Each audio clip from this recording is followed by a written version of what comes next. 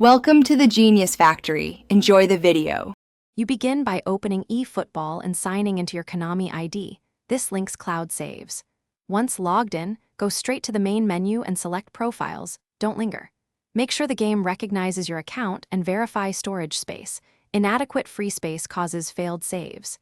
If your connection is unstable, choose the offline save option for local backup. Doing this now prevents loss later. It sets the foundation so the game can write progress cleanly. You now perform the actual save. Go to Settings, then Data and Save, and select Create or Overwrite Save. Choose a clear file name. Next, decide Local Save versus Cloud Sync. Cloud keeps multiple devices updated, but local is faster. Confirm any overwrite prompts because accidental confirms remove prior backups.